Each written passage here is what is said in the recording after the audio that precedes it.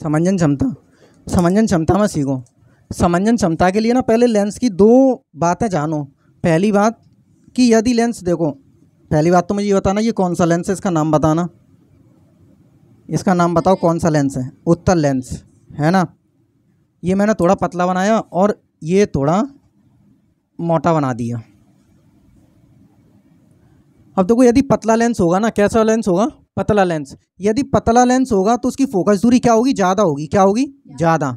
यदि पतला लेंस है तो उसकी फोकस दूरी बताओ क्या होगी, ज़्यादा।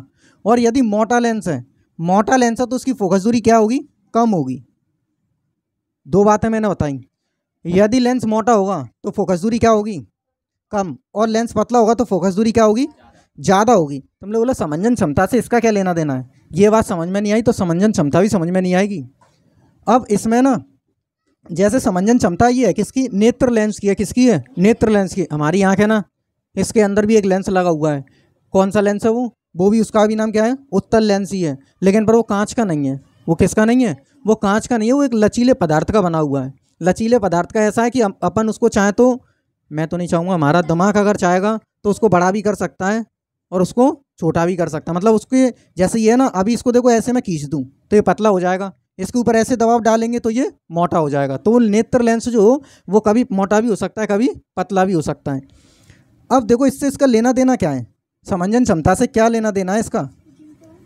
ये मैंने क्या बनाया, ये मैंने एक नेत्र बनाया और नेत्र में ये आगे वाला भाग है। यहाँ पर कौन होता है, यहाँ पर लगा रहता है ये उत्तल लेंस। और इसको अपन रेटिना मान लेते हैं। क्या मान लेते हैं, रेटिना। और रेटिना ही होता है। क्या बताया था, रेटिना पर यदि प्रतिबिंब बनेगा तो ही स्पष्ट रूप से दिखाई देगा। अब जैसे मान लो ये वाली वस्तु यहाँ पर रखी हुई है, ये वाली वस्तु रखी हुई है और वस्तु से ये प्रकाश की किरणें चलकर आ रही हैं और ये सीधी जाकर कहाँ पर मिल रही हैं, कहाँ पर मिल रही हैं बताओ। अगर ये रेटिना पर जाकर मिलेंगी दोनों किरणें तो अपन को ये जो वस्तु जो है ये स्पष्ट रूप से दिखाई देगी। कैसी दिखाई देगी, स्पष्ट रूप से। अगर मान लो ये वाली किरणें रेटिना पर जाकर नहीं मिली, रेटिना पर जाकर नहीं मिली, मैंने क्या किया, जैसे मैं इस वस्तु को ना थोड़ा सा आगे ले आया, कहाँ पर ले आया, थोड़ा सा आगे, तो ये फोकस भी कहाँ पर खिसक जाएगा, थोड़ा सा आगे। तो ये थोड़ा सा आगे खिसक जाएगा। मैं इसको ऐसे बनाकर दिखाता हूँ। ये तो यार अपनी ड्राइंग बहुत बढ़िया है। ये देखो मैं वस्तु का भी इतनी दूर है ना, थोड़ी सी पास ले आते हैं तो अब की बार क्या होगा, ये दोनों किरणें पहले रेटिना पर जाकर मिल रही थी, अब की बार ये थोड़ी सी रेटिना के से आगे जाकर मिल रही है। कहाँ पर, रेटिना से आगे। तो क्या वस्तु अपन को स्पष्ट रूप से दिखाई देगी, नहीं। वस्तु अगर स्पष्ट रूप से देखनी है तो ये जो प्रतिबिंब है ये सीधा रेटिना पर बनना चाहिए। कहाँ पर बनना चाहिए, रेटिना पर। मैंने अब क्या बताया था तुमको, अगर लेंस पतला होगा तो फोकस दूरी ज़्यादा, लेंस मोटा होगा तो फोकस दूरी कम। अब बताओ लेंस को मोटा होना चाहिए, पतला होना चाहिए रेटिना पर बनाने पर। लेंस को थोड़ा सा मोटा कर दो, क्या कर दो, मोटा, तो इसकी फोकस दूरी क्या हो जाएगी, कम हो जाएगी और सीधी कहाँ पर आकर मिला देगा इसको, रेटिना पर। समझ रहे हो ना। अब लेंस क्या करेगा, अपने आप को मोटा करने की कोशिश करेगा ताकि ये दोनों किरणें कहाँ पर आकर मिले, रेटिना पर। अच्छा एक और केस बताना,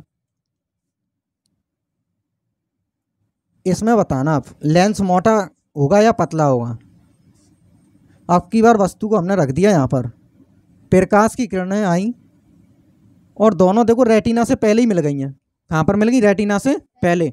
अब बताओ, अब इन वाली किरणों को थोड़ा सा आगे जाना है। कहाँ पर जाना है, आगे। भाई रेटिना पर मिलनी चाहिए, कहाँ पर मिलनी चाहिए, रेटिना पर। रेटिना पर मिल रही है क्या ये, तो रेटिना पर इसको मिलाना है। तो बताओ अब की बार लेंस को पतला किया जाए या मोटा किया जाए, पतला किया जाए। क्या किया जाए, पतला। क्योंकि भाई साहब लेंस को जैसे ही हम पतला करेंगे तो लेंस की फोकस दूरी क्या हो जाएगी, बढ़ जाएगी। क्योंकि देखो अभी इसकी फोकस दूरी केवल इतनी है, इसको और पतला करोगे तो फोकस दूरी क्या हो जाएगी, आगे की ओर बढ़ जाएगी और सीधा ये वाला प्रतिबिंब कहाँ पर बन जाएगा, रेटिना पर, जो कि अपन को वस्तु को फिर स्पष्ट रूप से दिखाई देगी। कब वस्तु स्पष्ट रूप से दिखाई देगी, तब प्रतिबिंब बेटा रेटिना पर बनना चाहिए। अब देखो लेंस अपने आप को देखो क्या कर रहा है, यहाँ पर था तो थोड़ा सा मोटा हो जाएगा ऑटोमेटिक, यहाँ पर है तो ऑटोमेटिक क्या हो जाएगा, पतला। तो ये अपनी फोकस दूरी को क्या कर रहा है, एडजस्ट करने की कोशिश कर रहा है, कभी बढ़ा रहा है कभी कम कर रहा है। तो देखो यही है समंजन क्षमता। क्या है, अभिनेत्र लेंस क्या है, यही है।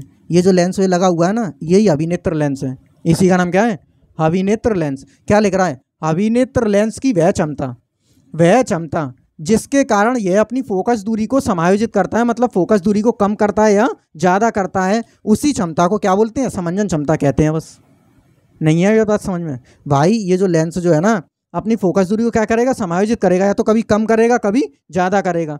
तो अविनेत्र लेंस की वह क्षमता जिसके कारण वह अपनी फोकस दूरी को समायोजित करता है, कम करता है, ज़्यादा करता है, उसी क्षमता को क्या बोलते हैं, समंजन क्षमता कहते हैं। अभी भी नहीं आई क्या समझ में? अब तो आ गई।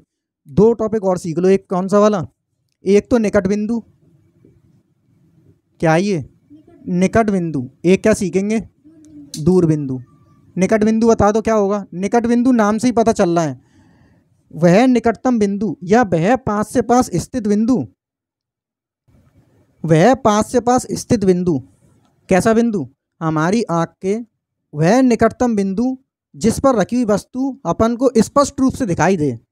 वह पास से पास, हमारी आँख के बहुत जितने नज़दीक ला सको उतने नज़दीक वस्तु को ले आओ, लेकिन पर उस पॉइंट पर वस्तु स्पष्ट रूप से दिखाई देनी चाहिए। तो उसी बिंदु को अपन क्या बोलेंगे, निकटतम बिंदु बोलेंगे। क्या बोलेंगे, निकटतम। जैसे मान लो क्या अपन इसको निकटतम बिंदु बोलेंगे, नहीं। क्यों, क्योंकि वस्तु बहुत ज़्यादा दूर है। इसको और पास लेकर आएंगे अब भी क्लियर रूप से दिखाई दे रही है, और पास लेकर आएंगे अब भी स्पष्ट रूप से दिखाई दे रही है। मान लो कि अब वस्तु इतनी दूरी पर है, अब स्पष्ट रूप से दिखाई दे रही है, तो ये सबसे पास है मान लो मेरे पास, तो यही निकटतम बिंदु कहलाएगा। यही क्या कहलाएगा, निकटतम बिंदु। निकटतम बिंदु समझ में आया ना, निकट बिंदु। निकट बिंदु वह निकटतम बिंदु जिस पर अपन को वस्तु स्पष्ट रूप से दिखाई देगी, वो निकट बिंदु कहलाएगा। समझ में आया ना। अब निकट बिंदु की एक खास बात आप लोगों को याद रखनी है, एक खास बात। वो खास बात क्या है निकट बिंदु की, वो ये है कि स्पष्ट, यदि व्यक्ति स्वस्थ है, कैसा है, स्वस्थ है। यदि व्यक्ति स्वस्थ है तो उसके लिए निकट बिंदु जो होता है वो 25 सेंटीमीटर होता है। कितना होता है, याद रखना। यदि व्यक्ति स्वस्थ है, कैसा है, स्वस्थ, यदि उसकी आंखों में कोई प्रॉब्लम नहीं है तो उसके लिए निकट बिंदु क्या होगा, 25 सेंटीमीटर होगा। समझ में आया। और यही स्पष्ट दृष्टि की न्यूनतम दूरी कहलाती है। इसी को क्या बोलते हैं, स्पष्ट दृष्टि की न्यूनतम दूरी। बहुत फेमस क्वेश्चन है, यूपी बोर्ड में बहुत बार पूछा जाता है कि स्पष्ट दृष्टि की न्यूनतम दूरी बताइए कितनी होती है, तो कितनी होती है, 25 सेंटीमीटर। निकट बिंदु समझ में आया। दूर बिंदु वह दूरस्थ स्थित बिंदु या वह दूर से दूर स्थित बिंदु जिससे हमारी आंख, जिस पर स्थित किसी भी वस्तु को हमारी आंख क्लियर रूप से देख सकें या स्पष्ट रूप से देख सकते हैं, वो दूर बिंदु ही क्या कहलाता है, वही दूर बिंदु कहलाता है। उसमें और क्या बताना है अपन को भाई। हमारे जैसे अपन इधर खड़े हुए हैं, अब ऐसा मत बोल देना दूर स्थित बिंदु, क्या तुमको अमेरिका देखना, अमेरिका नहीं दिखेगा। अब मान लो हमारी आंख से बहुत ज़्यादा दूर पर एक पेड़ वगैरह लगा हुआ है, तो अपन उसको स्पष्ट रूप से देख सकते हैं। कैसे, स्पष्ट रूप से। हम बोलेंगे कि हमारी जो दूर बिंदु जो है वो अनंत है। कितना है, अनंत, क्योंकि हम अनंत दूरी तक स्पष्ट रूप से देख सकते हैं। अब अनंत का मतलब ये मत ले जाना कि अनंत का मतलब तुम बिल्कुल ही अनंत ले जाओ कि यहाँ से पूरे ब्रह्मांड वगैरह में पहुँचा दो। अनंत का मतलब हर किसी वस्तु के लिए अलग अलग होता है। मैंने बताया था ना, हर एक वस्तु के लिए क्या होता है, अलग अलग। जैसे किसी चींटी को पकड़ लो, उस बेचारी से कह दो कि आगरा से तुझे मथुरा जाना है। कहाँ पर जाना है, मथुरा। कृष्ण भूमि में भेज दो उसको, तो बेचारी क्या चली जाएगी क्या आगरा से मथुरा? बहुत उसको लगेगा कि भाई साहब आगरा से मथुरा बहुत अनंत डिस्टेंस है। क्या है, वैसे चींटी बहुत मेहनती होती है, चाहे तो पहुँच सकती है ना, लेकिन पर वो उसके लिए वो डिस्टेंस क्या होगी, अनंत होगी। लेकिन पर हमारे लिए वो अनंत नहीं है। तो अनंत डिस्टेंस हर किसी व्यक्ति के लिए या हर एक वस्तु के लिए अलग अलग होती है। तो मैंने बोला ना दूर बिंदु, तो दूर बिंदु का मतलब ये मत समझ लेना बिल्कुल अनंत डिस्टेंस। बिल्कुल अनंत डिस्टेंस का मतलब नहीं है, वह दूर से दूर स्थित बिंदु जिसे हमारी आँख क्लियर रूप से देख सकें, जिस पर स्थित किसी भी वस्तु को हमारी आँख स्पष्ट रूप से देख सकें, वो बिंदु दूर बिंदु कहलाता है। अब आगे निकट दृष्टि दोष और दूर दृष्टि दोष देखेंगे, वो बाद में देखेंगे।